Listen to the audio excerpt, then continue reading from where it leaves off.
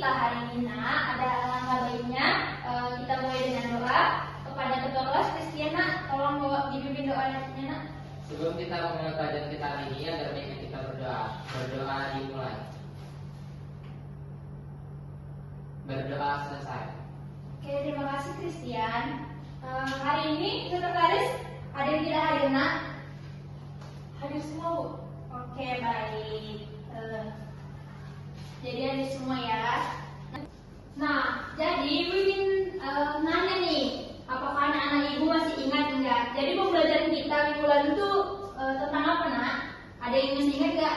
Struktur atom dan ion Bu. Ya, benar sekali. Dan karena terus kepada Fatmana. Di minggu lalu kita tuh sudah belajar tentang struktur atom dan juga ion. Nah, Ibu mau bertanya nih, bagaimana suatu zat bisa menjadi bermuatan atau disebut dengan ion? Ada yang tahu nggak nak? Mei? Ada yang melepas elektron dan ada juga yang menerima elektron Bu. Iya benar. Terus kepada Mei nak. Jadi suatu zat itu dapat dikatakan bermuatan atau ion karena ada yang menerima elektron dan juga ada yang melepas elektron. Nah, lalu berarti semua zat itu berubah dengan cara yang sama atau berbeda nak? Berbeda Bu. Ya benar. Jadi setiap zat itu berubah dengan cara yang berbeda ya. Dari proses itulah kita mengetahui nak bahwa suatu zat bisa mengalami perubahan dan juga membentuk ion-ion. Inilah yang nantinya berperan penting dalam pembahasan materi pembahasan hari ini, yaitu tentang asam dan basa. Nah, jadi kita itu akan mempelajari tentang asam dan basa khususnya nak untuk teori Arrhenius dan juga Bronsted-Lowry. Nah, adapun tujuan pembelajaran kita hari ini, nah, yaitu kalian mampu menganalisis dan juga membandingkan konsep asam dan basa berdasarkan teori Arrhenius dan juga teori Bronsted-Lowry melalui kegiatan diskusi kelompok dan juga pengisian LKPD dengan benar. Nah, jadi ada langkah pembelajaran kita hari ini. Yang pertama yaitu nanti Ibu akan menampilkan sebuah gambar ataupun poster. Nah, habis itu kalian akan mengamati lalu membuat dugaan sementara dan juga hipotesisnya. Nah, nanti kalian akan menulis dugaan sementaranya itu di lembar KPD yang akan Ibu bagikan nanti. Nah, lalu Ibu akan membuat dua kelompok. Nah, kelompok pertama yaitu nanti ada Mei dan Fatma, dan kelompok yang kedua yaitu ada Christian.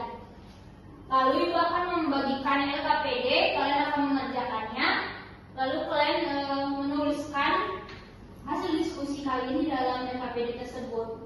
Nah, lalu kalian nanti akan melakukan presentasi ke depan perwakilan kelompok 1 dan juga kelompok 2. Lalu nanti setiap kelompok akan membuat kesimpulannya, oke?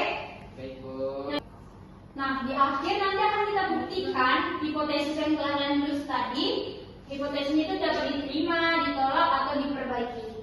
Nah, langsung saja nak. Nah, ini poster yang Ibu bilang tadi. Kalau kalian perhatikan, Ibu berikan waktu dalam 3 menit.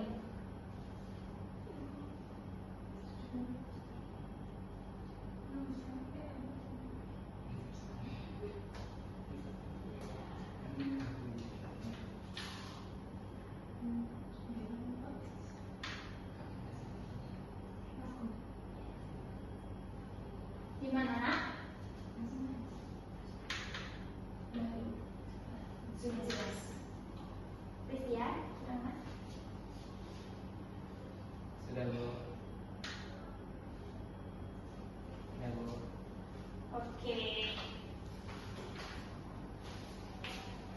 Nah, apakah ada yang bisa membuat tugas sementaranya nak? Saya Bu, Ya Mei. dari poster tersebut Bu, apakah H+ pada kedua gambar itu muncul atau berpindah? Oke, terima kasih Mei. Jadi adakah yang bisa menjawab pertanyaan sementara dari Mei tadi nak? Christian, bisa nak? Bisa Bu. Pada Arrhenius, H+ H plusnya muncul dari zat. Pada Bronsted Lowry, H plusnya berpindah dari satu zat ke zat yang lain. Oke, baik. Kita simpan dulu pertanyaannya. Ada lagi, Nak? Fatma, ada yang minta nanya, Nak? Setelah lihat gambar tadi. Bagaimana cara satu zat menunjukkan sifat asam dan sifat basahnya, Bu? Oke, ada yang bisa jawab, Nak? Saya, Bu. Ya, Mei. Zat menunjukkan sifat asam dengan menghasilkan ion seperti H+ dalam larutan, sedangkan zat menunjukkan sifat basa dengan menghasilkan ion OH- dalam larutan. Oke, terima kasih. Baik, dugaan sementara yang sudah kalian tanyakan dan juga jawabannya akan kita tuliskan nanti di LKPD ya, Nak? Ya, Bu. Ya, Bu. Nah, Ibu akan membagikan LKPD-nya. Ini kelompok 1. Ini kelompok 2. Nah, kalian bisa mencari sumber lain itu dari buku pakai kita, Nak, dan juga searching dari HP.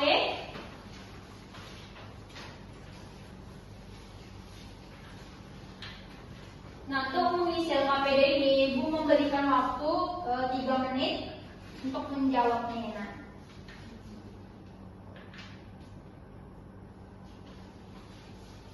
Oke, sudah. Dari sini, Nak. Baik, Bu.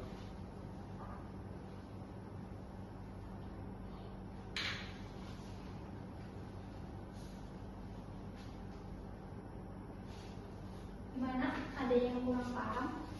Bu, kenapa pada gambar kiri H+ seperti muncul sendiri, tapi di kanan tetap terlihat berpindah?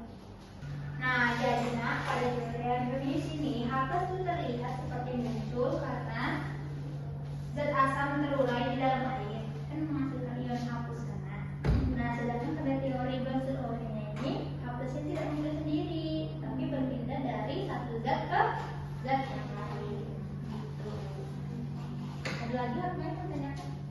Tidak, Bu. Christine, gimana, Nak? Mau tanya, Mei, bantu dulu dengan Nak. mau bertanya Bu sedikit. Kenapa pada gambar yang kanan harus ada dua zat, tidak seperti yang di kiri, Bu? Gimana? Kenapa pada gambar yang di kanan ini, Bu, ada dua zat, tapi yang di kiri ini tidak? Nah, itu karena teori Bronsted Lowry-nya itu berfokus pada perpindahan protonnya. Nah, maka harus ada zat yang memberi proton dan zat yang menerima proton itulah pada gambar kanan. Nah, ini kan terdapat kan dua zat yang saling berinteraksi kan? Iya, Bu. Kelihatan kan, Nak? Iya tadi, Bu. Baik, Bu. Gimana, Nak? Udah selesai kerjanya? Sedikit Masih lagi, Bu. Bu. Oke, Ibu tutup ya. Baik, Bu. Buat personal, Bu.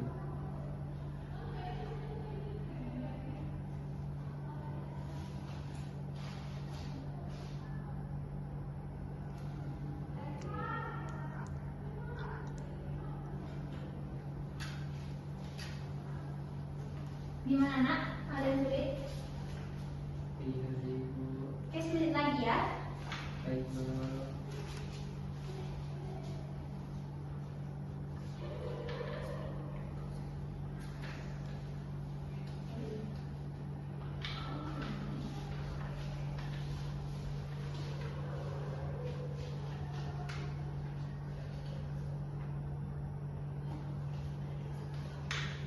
Oke, udah siap semuanya, Nak?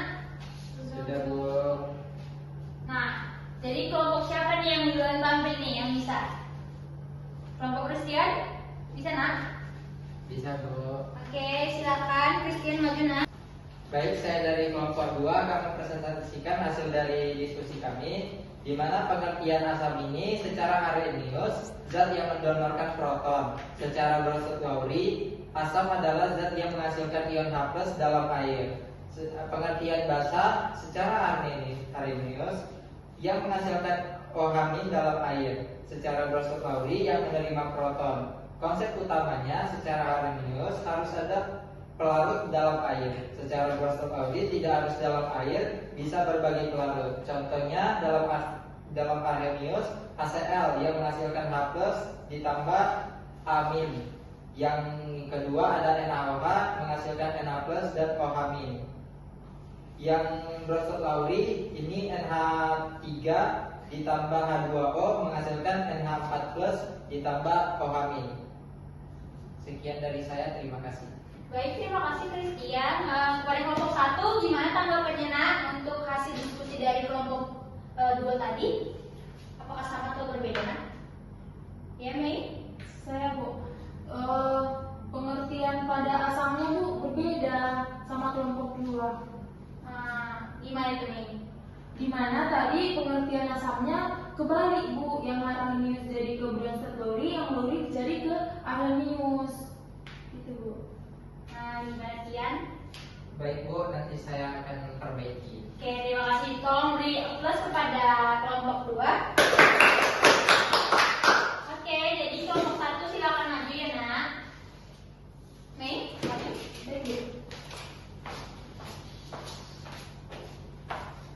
Silakan.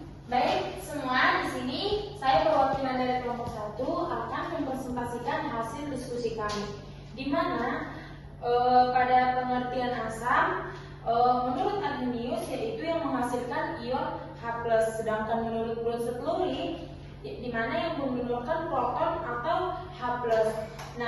Nah, untuk aspek yang kedua di mana pengertian basa, untuk menurut Arrhenius di mana yang menghasilkan ion OH- dalam larutan, sedangkan pada Bronsted-Lowry di mana yang menerima proton OH- dalam larutan. Nah, untuk konsep utamanya di mana hanya berlaku pada Arrhenius hanya berlaku untuk zat yang dilarutkan di dalam air. Sedangkan pada Bronsted-Lowry tidak harus terdapat dalam air. Nah, untuk aspek pada contohnya, di mana untuk pada Arrhenius di mana HCl dapat menghasilkan H+ ditambah Cl-. Sedangkan pada Bronsted-Lowry di mana NH3 ditambah H2O dapat menghasilkan NH4+ tambah OH-. Demikian hasil presentasi dari kelompok kami. Apakah ada tanggapan atau pertanyaan kepada teman-teman? Tidak ada Bu. Oke. Tolong berikan aplaus kepada kelompok 1 nak.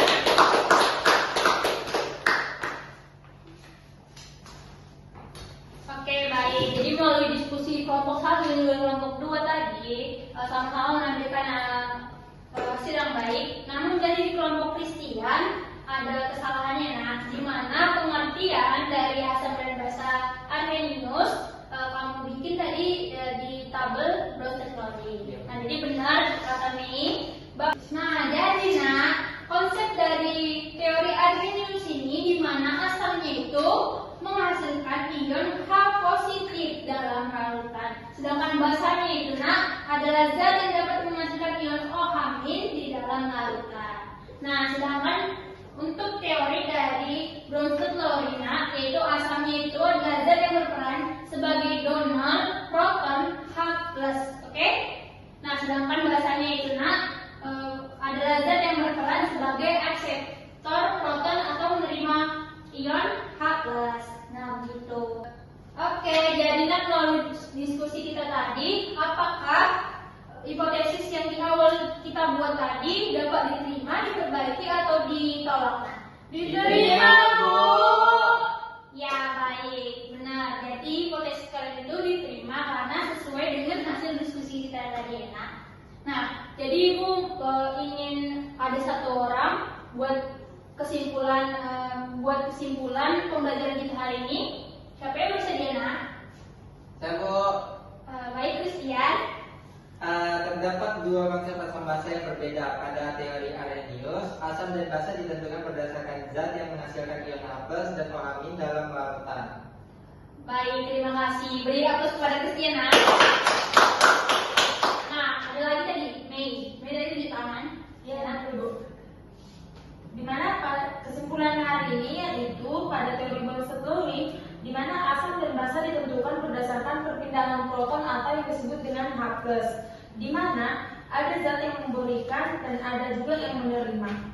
Oke, baik. Jadi dapat Ibu tegaskan kembali bahwa pada hari ini kita sudah mempelajari tentang konsep dari asam dan basa. Namun di sini kita mempelajari hanya dari konsep Arrhenius dan juga Bronsted-Lowry. Di mana dari teori Arrhenius ini asam dan basanya itu ditentukan berdasarkan zat yang menghasilkan ion H+ dan juga ion OH-. Sedangkan pada teori Bronsted-Lowry itu